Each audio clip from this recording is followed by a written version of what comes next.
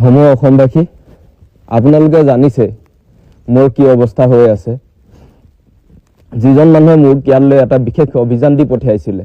আজি তেখেতে কৈছে মোক চিনি নাপায় মানৱ চলিহাই যি ধৰণে কৈছে যে মানৱ চলিহাই মোক কোনো ক্ষেত্ৰত চিনি নাপায় সামাজিক জীৱন হওক প্ৰফেশনেল লাইফত হওক বা পাৰ্সোনেল লাইফত হওক তেখেতে মোক কোনো ক্ষেত্ৰত চিনি নাপাও বুলি কৈছে সেই কথা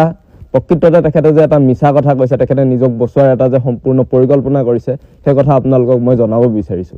ৰাইজ তেখেতে যদি মোক প্ৰফেশনেলি চিনি নাপায় তেতিয়া ব্যক্তিগতভাৱেও চিনি নাপাব কিন্তু ব্যক্তিগতভাৱে চিনি পোৱাৰ মই এটা কাৰণ কৈ দিওঁ মোৰ গাৰ্লফ্ৰেণ্ডৰ নাম সুমি বৰা তাইৰ ঘৰ দেৰগাঁৱৰ গণকপুখুৰী জুগনীয়া গাঁৱত তাই আৰু পিংকি মানৱ চলিহাৰ গাৰ্লফ্ৰেণ্ড হয় পিংকি ঘৰো গণকপুখুৰী চালিয়াৰী জুগনীয়া গাঁৱত পিংকি আৰু সুমি বৰা দুয়োগৰাকী সৰুৰে কালৰ পৰা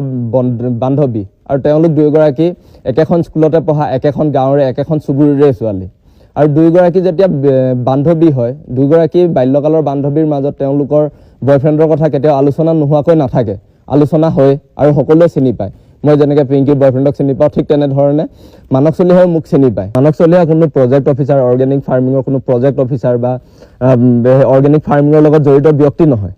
তেওঁ প্ৰকৃততে এছবিৰ জনেৰেল হেড হয় এছবিৰ দ্বাৰা নিয়োজিত হোৱা জেনেৰেল হেড হয় তেখেতে গোটেই অপাৰেশ্যনখিনি কেনেকৈ পৰিচালনা কৰিব লাগে যুৱক যুৱতীক কেনেধৰণে প্ৰশিক্ষণ দিয়াব লাগে যুৱক যুৱতীক কেনেধৰণে প্ৰলোভন দেখাই নিয়োজিত কৰাব লাগে সেই সকলোখিনি মানৱ চলিহাই কৰে মানৱ চলিহাই এই সকলোখিনি কাম কৰি এতিয়া মানৱ চলিহাই ক'ব বিচাৰিছে তেখেত নহয় কিন্তু প্ৰকৃতাৰ্থত মানৱ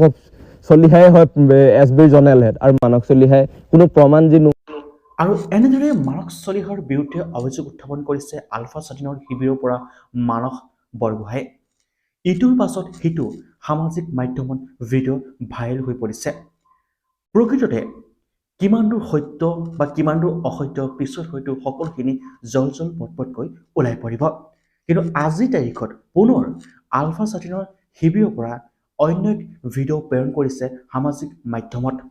যিটো ভিডিঅ'ৰ জৰিয়তে মানস বৰগোহাঁই স্পষ্টকৈ কৈছে যে তেখেতৰ লগত প্ৰকৃততে কি হৈছিল মানস চলিহাৰ বিৰুদ্ধে ভয়ংকৰ অভিযোগ উত্থাপন কৰিছে আৰু এই সন্দৰ্ভত অসম আৰক্ষী তথা অসম চৰকাৰে তদন্ত আৰম্ভ কৰিছে পিছতে ওলাবৰ প্ৰকৃত ৰহস্য কি প্ৰকৃত কাৰণ কি কোন সঁচা কোন মিছা চাই থাকিব শংকৰজিৎ ক্ৰিয়েশ্যন আহিবলগীয়া নতুন নতুন খবৰ সৈতে আপোনালোকক জনাই থাকিম প্ৰত্যেকটো অসমৰ সত্য খবৰ সত্য বাতৰি চাই থাকিব আৰু যিমান পাৰে সিমান এই ভিডিঅ'টো শ্বেয়াৰ কৰক আৰু ইয়াৰ পাছৰ আপডেটসমূহ আমি নিশ্চয় আপোনালোকক আগতীয়াকৈ দিবলৈ চেষ্টা কৰিম চাই থাকিব শংকৰজিৎ ক্ৰিয়েশ্যন আপোনালোকৰ দিনবোৰ শুভ হওক তাৰে কামনা কৰি এই ভিডিঅ'টোৰ পৰা এতিয়া বিদায় লৈছোঁ পুনৰ লগ পাম এটা নতুন ভিডিঅ'ৰ সৈতে ধন্যবাদ জয় অসম